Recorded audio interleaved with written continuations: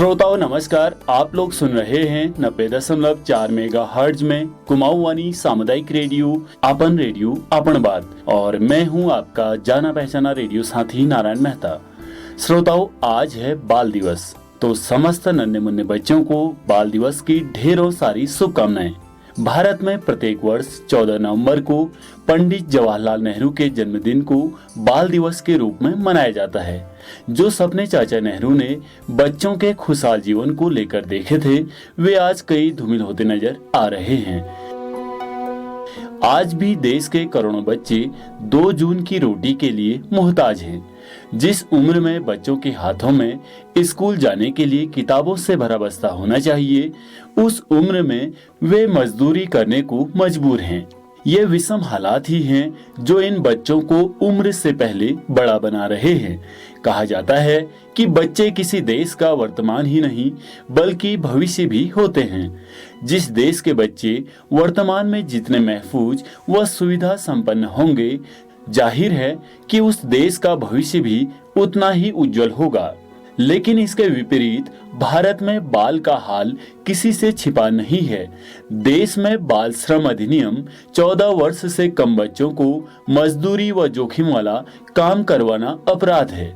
वह बाल मजदूरी कानून होने के बाद भी कोई न कोई छोटू आपको किसी न किसी होटल या ढाबे पर बर्तन धोता या टेबल पर चाय परोसता मिल ही जाएगा। गौरतलब है कि भारत में 60 मिलियन बच्चे बाल मजदूरी में संलग्न हैं। देश की सड़कों पर आए दिन आपको कोई न कोई बच्चा फटे कपड़ों में भीख मांगता 26 जनवरी और 15 अगस्त जैसे राष्ट्रीय पर्वों पर झंडा बेचता और ट्रैफिक सिग्नल पर सलाम करता मिल ही जाएगा।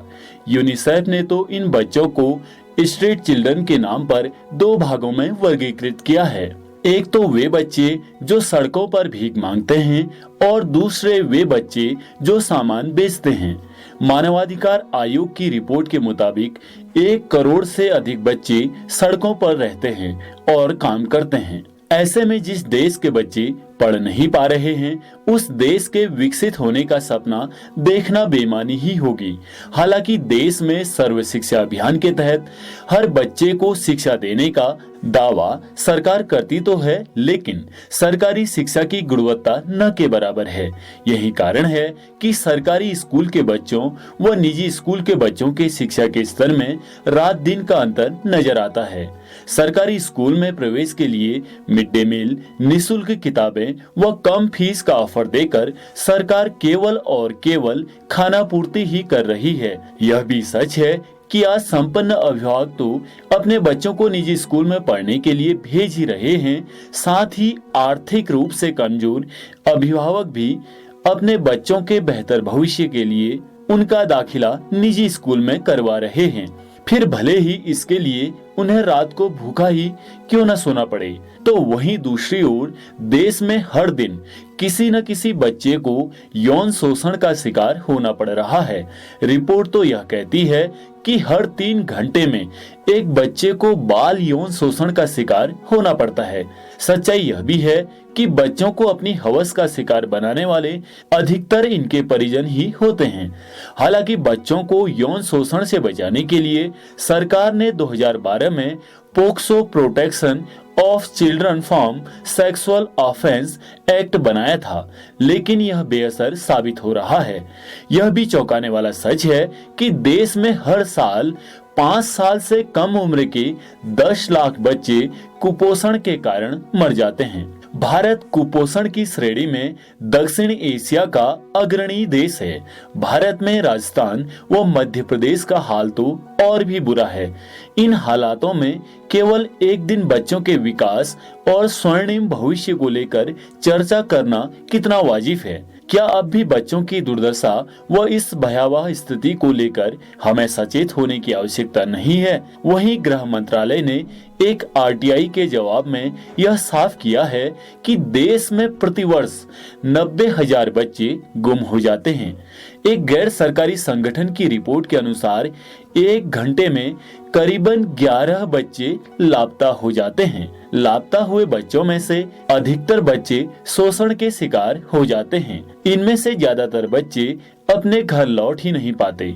इन सब के बाद यह सोचनीय है कि अब बचपन बचा कहाँ है। गलियां सुनसान हैं और मैदान जितने भी बचे हैं वे वीरान हैं। दरअसल गलियों में खेल कूद करने वाला बचपन आज इंटरनेट के मकड़जाल में फंसता जा रहा है। यही कारण है कि बच्चों को अपने होमवर्क के बाद जो समय मिल रहा है उस समय को वे सोशल साइट्स पर गेम खेलने में गवा रहे हैं, जिसके कारण उनके आंखों पर विपरीत प्रभाव पड़ रहा है तथा वे चिड़चिड़ेपन का शिकार हो रहे हैं। आखिर ऐसी नौबत क्यों आई? क्योंकि बच्चों को कभी भी अभिभावक ने मैदान में खेलने के लिए प्रोत्साहित किया ही नहीं। कभी मैदान में खेले जाने वाले खेलों के प्रति उनकी जिज्ञासा उत्पन्न करने की कोशिश की ही नहीं, जिसका कारण धनोपार्जन की अंधी दौड़ में अभिभावक का अपने बच्चों व परिवार से कट जाना है। कहते हैं कि बच्चे भगवान का रूप होते हैं। चंचलता, मासूमियत, भोलापन, सादगी व सच कहने की गजब शक्ति बच्चों में होती है, लेकिन आज उसी निर्भीक बचपन को अत्याधुनिकता की नजर लग गई है। यहाँ फिर अभिभावक की बच्चों को शीघ्र बड़ा बनाने की तलब ने कहीं न कहीं उनके बचपन को छीनने का प्रयास किया है। अगर यही स्थिति रही तो फिर बचपन और बुढ़ापे में क्या अंतर रह जाएगा? हमें इस बाल दिवस पर इन समस्याओं को लेकर गंभीरता पूर्वक चिंतन मनन जरूर करना चाहिए। श्रोताओं, यह लेख हमें सोशल मीडिया में देवेंद्र राज सुधार जी द्वारा प्राप्त हुआ। तो एक बार पुनः बाल दिवस की ढेरों सारी शुभकामनाएं।